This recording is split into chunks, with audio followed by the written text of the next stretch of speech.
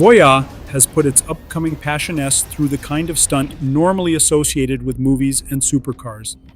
At a closed test tunnel in Wuhan, China, the production vehicle accelerated up the curved wall, traveled completely upside down, and completed a full 360-degree tunnel loop before returning safely to the ground. The stunt was created as a tribute to the famous Mercedes Benz SLS AMG tunnel advertisement featuring Michael Schumacher from 16 years ago. Voyah says its attempt was performed using an actual production specification Passion S without special weight reduction or visual effects.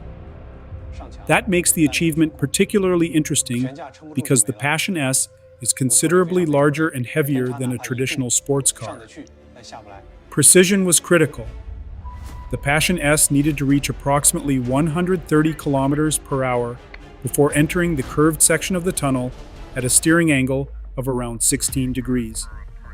At that speed, centrifugal force could keep the vehicle pressed against the tunnel surface while it traveled across the ceiling.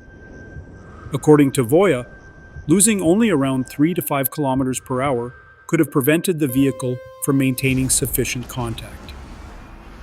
Providing the performance is a dual motor, four-wheel drive system producing a combined 475 kilowatts, equivalent to approximately 637 horsepower, along with 765 newton meters of peak torque. An 800-volt silicon carbide electrical architecture also provides a claimed electric drive efficiency of 93.8%. What makes the demonstration even more impressive is that Voyah says the Passion S retained its complete battery pack and intelligent driving equipment throughout the stunt.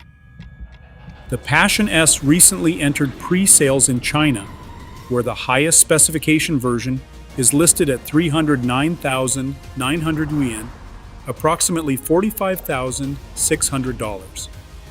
Its official launch is scheduled for August 15th, when final pricing is expected to be announced.